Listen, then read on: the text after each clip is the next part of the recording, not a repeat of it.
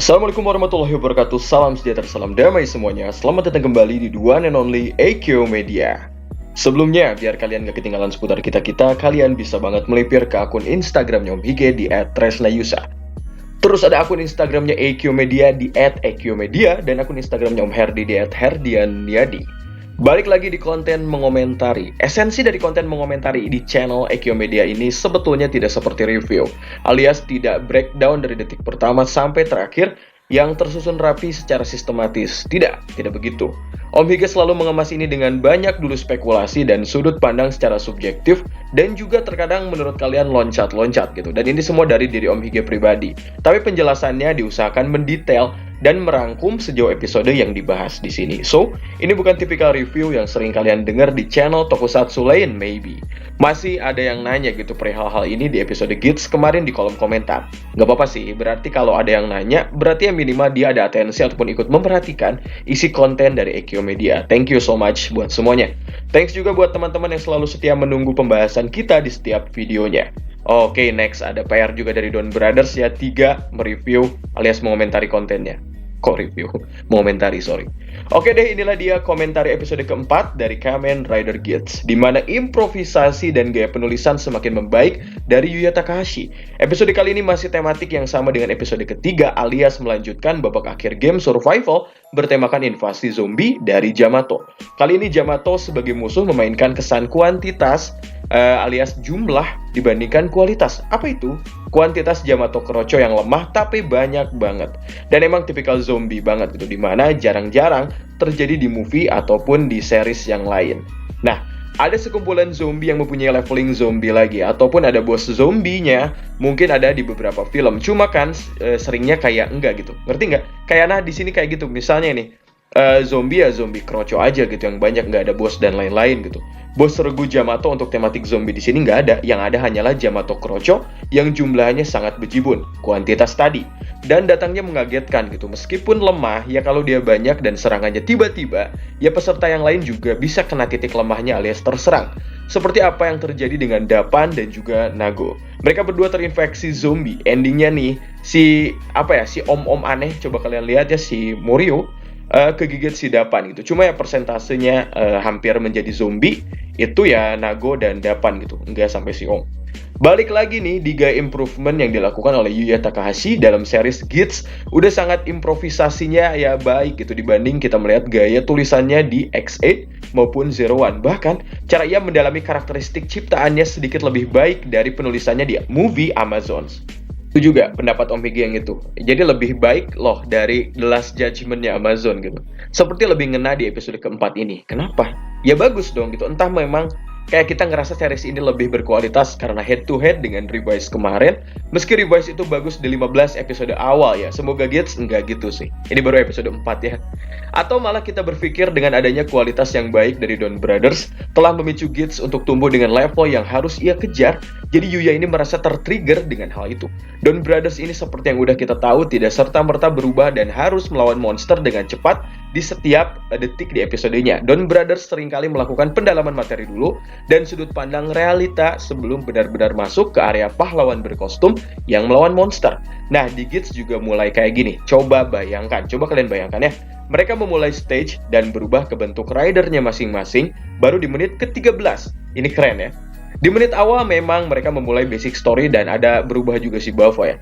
Dan di sana dimana ada rasa khawatir dari para pemain lah, kayak takut juga dari para pemain, semi-semi pasrah juga karena dihadapkan dengan situasi di mana mereka bisa mati kapan aja. Belum lagi pikiran Nago yang memang di episode ini sudah diset untuk terfikirkan kematiannya sendiri dari rasa pasrah itu. Yuya ini mencoba mendalami karakter yang sudah ia bangun menjadi sudut pandang cerita yang bermakna untuk kita tonton. Bukan cuma Henshin terus menyerang monster dengan dalih pahlawan bumi aja. Lebih dari itu di sini.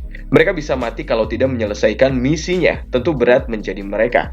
Di satu sisi harus menyelamatkan orang, di satu sisi ya mereka juga mempunyai ego masing-masing untuk menyelesaikan misi. Sudut pandangnya memang sederhana sih, memainkan rasa takut mati, tapi dirubah per orangnya.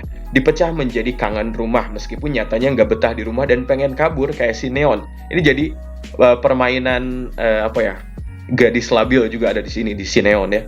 Kangen kehidupan terdahulu beserta kedamaian dengan kakaknya alias itu pikiran dari si Keiwa. Ada yang benci hidupnya terdahulu alias si Dapan, dan ada yang berpikir bahwa keinginan dia mutlak gitu harus terjadi seperti si Bafa, dan ada yang pengen semua tidak mati dan baik-baik aja lagi seperti si Keiwa. Nah, kelihatan banget nih Yuya ini mencoba mendalami makna agar ceritanya bisa dinikmati secara ringan oleh remaja dan orang dewasa. Ingat ya, memang ini pendalaman materinya, naskahnya ya ringan, tapi ini lebih baik daripada buyar seperti series kemarin. Pendalamannya ringan tapi disusun secara berat juga gitu. Jadi ini keren sih. Gaya Keiwa yang memang mengabadikan apa yang ia rasakan lewat daily vlog bisa menjadi gaya yang ikonik buat dia. Dimana mungkin saat dia nanti terreset atau bahkan maybe musnah ya, kita nggak ada yang tahu.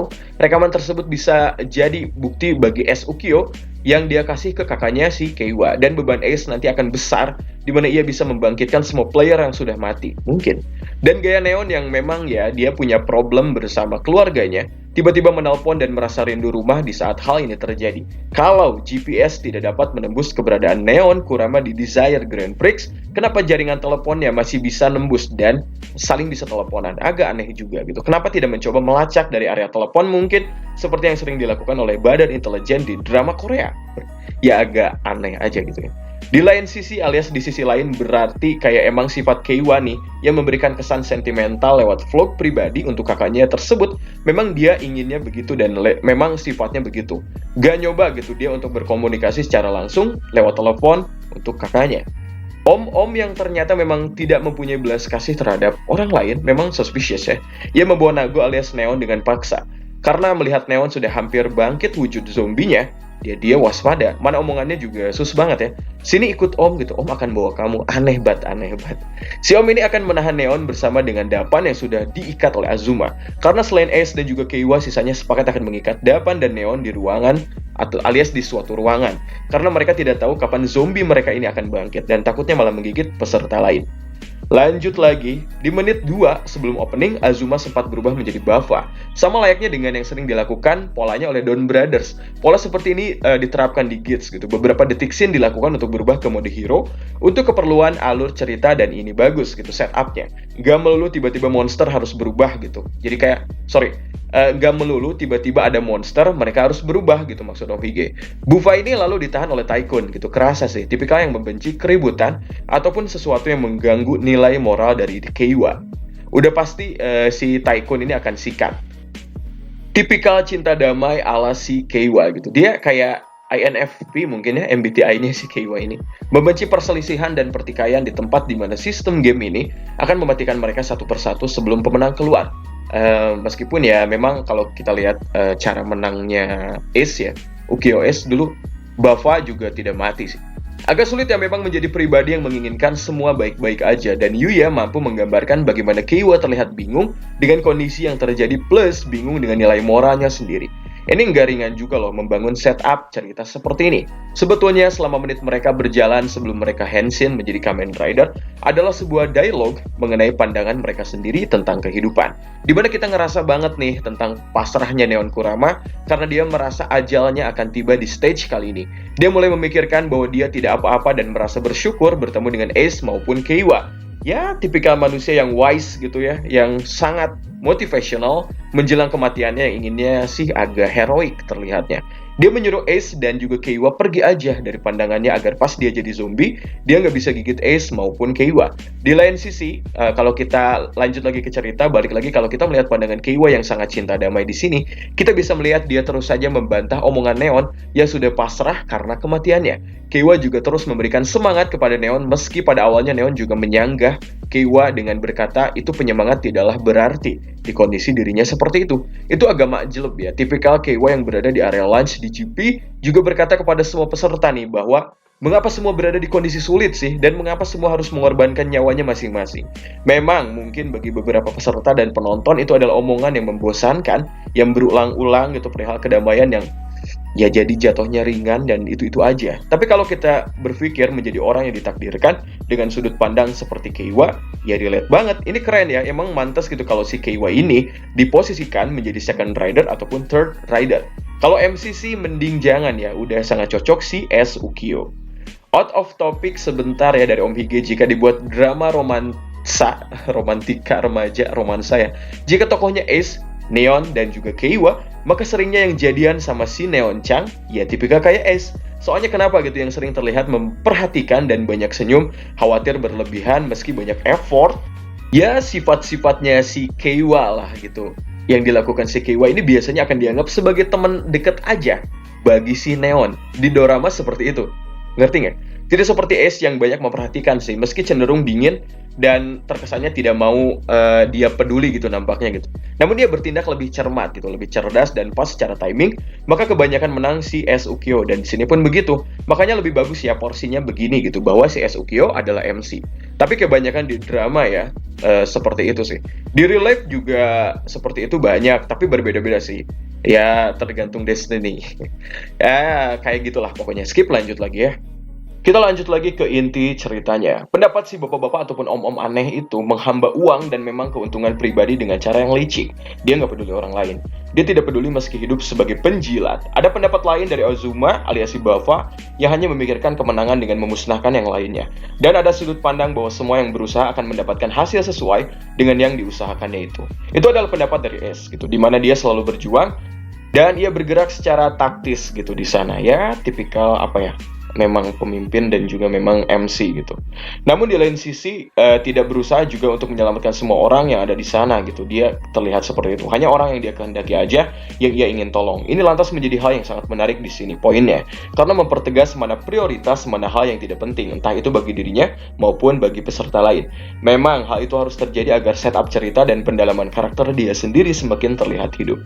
Hal yang keren lain adalah konklusi sebelum memulai pertarungan di mana Ace berpikir lain dengan pengalamannya sebagai pemenang di Zaire Grand Prix sebelumnya, dan ia bergabung kembali dalam game yang sudah ia menangkan demi menguak teka-teki dari DGP. Dia kayak menguak apa yang sebetulnya terjadi di game ini. Nah, tentang korban yang sudah tiada mungkin akibat game ini, dia mengatakan bahwa kehadirannya juga demi hal itu. Mungkin demi mengungkap dan mengembalikan korban yang hilang akibat Desire Grand Prix. Mungkin di sana hanya mengatakan demi korban gitu, tanpa to the point berkata tujuannya apa, dan hal ini menjadi semakin menarik untuk kita ikuti.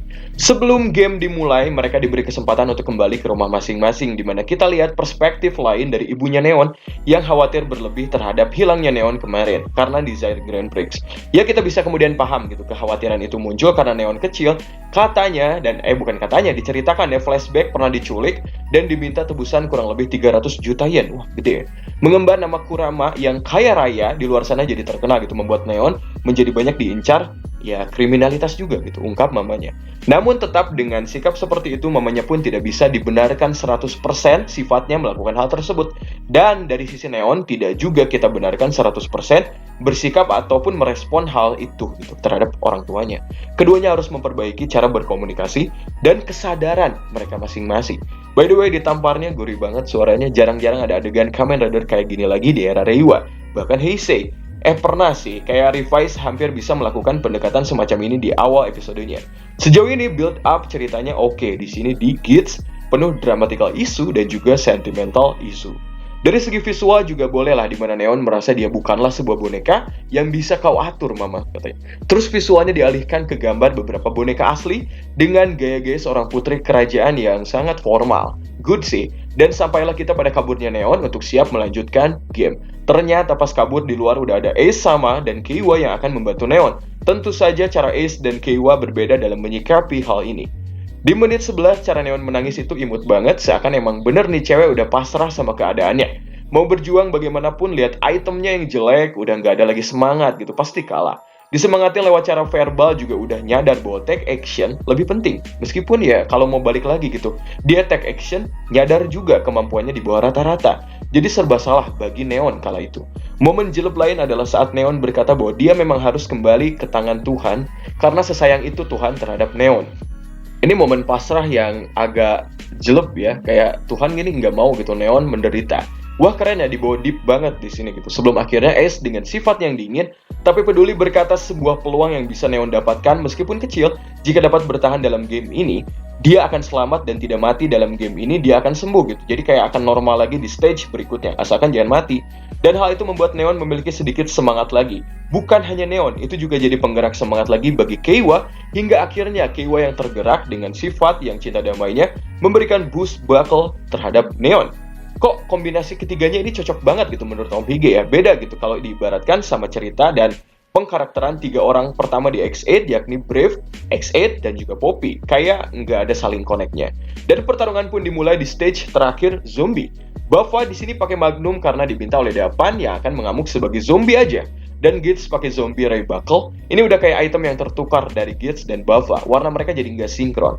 Dan ada juga si Om Aneh alias Morio alias Kamen Rider Mary memakai shield guna bertahan di sana dan malah digigit Dapan yang sudah hampir full terinfeksi zombie. Visor di mata si Dapan ini sudah berurat ala zombie. Tycoon di sini memakai panah keramat lagi karena item boost sudah dikasih ke tangan Nago. Dan akhirnya tiba di menit 14.47, Nago muncul dengan semangat dan lucu banget. Bagaimana dia Henshin ini keren ya. Kenapa ya ini anak imut banget di sini? Nago semangat setelah tadi itu gitu dikatakan sama si Ace bahwa ekologi Yamato mengandung banyak sekali misteri. Salah satunya ketika game clear, efek dari Yamato yang menyerang player akan hilang kalau kamu tidak mati dalam game. Udah kayak Guns ya. Kalau kamu hancur asalkan tidak mati karena stage dan monster di sana, kamu akan utuh lagi di game berikutnya. Dan lanjut lagi menit 17.12 selepas flashback Nago di sana lalu menggunakan boost buckle untuk menyerang semua zombie.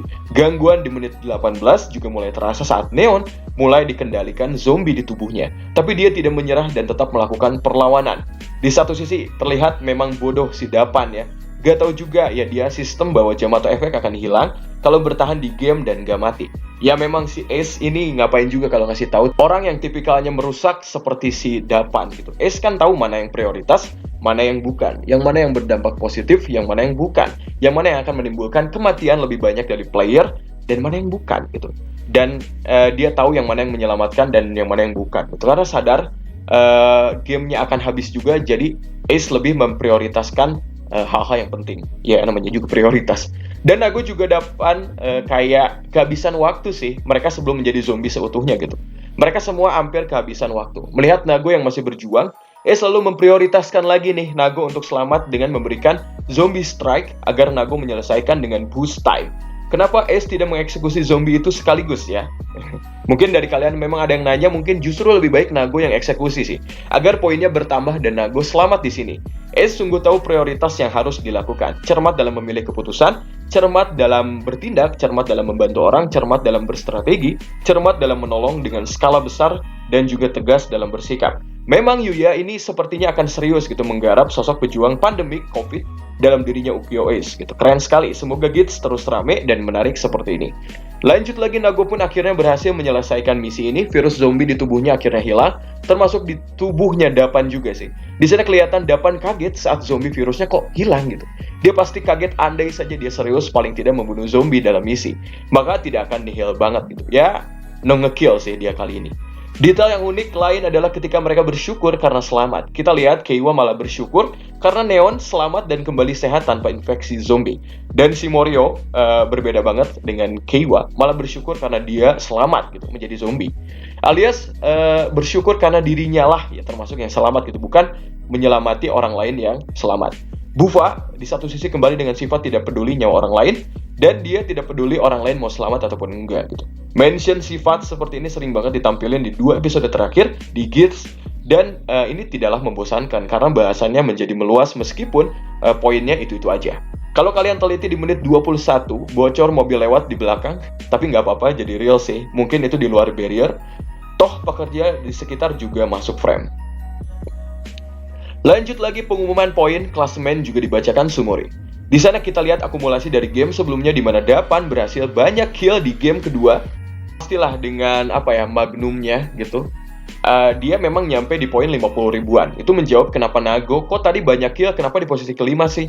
Bukan ketiga ataupun kedua karena dia banyak kill. Ya wajar, di game sebelumnya Nago terakhir ini kayak nge-killnya dikit banget gitu. Nah, di sini dia mulai mengejar sangat jauh ke posisi 6. Udah sangat syukur sih. Makanya tadi Ace juga khawatir akan akumulasi poin ini. Jadi dia bantu dengan zombie strike agar Nago mengeluarkan jurus boost time hammer. Ditambah di sini Dapan tidak nge-kill sama sekali di sini. Poinnya yang ada malah dikurangi karena dia nyerang si Kamen Rider Mary. Karena si Dapan ini kan belum full sebagai zombie, jadi dia adalah Kamen Rider gitu. Malah nyerang si Kamen Rider Mary. Dapan lalu depresi setelah mendengarkan poin klasemen tersebut, ditambah saat Ace menjelaskan bahwa andai saja Dapan berjuang sedikit aja untuk game, maka hasilnya tidak akan gini-gini banget. Jelek sih. Ada kesan menakutkan juga saat respon Dapan menjelang dia hilang. Dia malah tertawa dan mengutuk semuanya. Dapan lalu berkata, dia menunggu siapa yang akan keluar di game selanjutnya sambil tertawa, dan hilang terhapus oleh rezim di GP maksudnya. Di menit 22:35 ini ibunya juga buruk ya, respon terhadap anak gitu. Main nampar-nampar aja dengan mudahnya. Ringan tangan banget gitu. Cuma respon balik dari Neon jadi agak bagus di sini karena lebih semangat tadi, dapat secercah harapan gitu untuk mengubah nasibnya sendiri. Semakin penasaran aja bagaimana Gits di episode mendatang akan seperti apa. Dan di akhir sosok Game Master udah kayak Squid Game gitu, memantau semua pergerakan dan record stage. Dia berkata bahwa rival perang telah muncul. Akankah keduanya menjadi pemimpin di wilayahnya masing-masing ketika kedua rival itu adalah Gits dan Buffa alias Ace dan Azuma. Oke, di episode depan akan ada Azuma yang mengkonfrontasi semuanya. Dia berkata bahwa semua rider mutlak merupakan musuh dia. Stage selanjutnya dengan gaya Yamato Croce yang berbeda. Ada juga episode depan ini mengungkapkan tag team, di mana terlihat Ace dan juga Neon bersama, malah Azuma dan Keiwa seperti satu tim juga di sana. Sementara Morio akan bertim dengan Kamen Rider Punk Jack, yang kostumnya masih dapan-dapan juga gitu, cuma ganti motif. Shiroe juga warna awalnya gitu sih, alias helmnya itu aja. Ace juga berkata game ini memiliki banyak sekali rahasia. Penasaran banget akan apa yang terjadi di minggu depan? Oke, pokoknya cukup segitu. Terima kasih telah menonton. Mohon maaf kalau ada salah-salah kata dari Om Hige. Wassalamualaikum warahmatullahi wabarakatuh.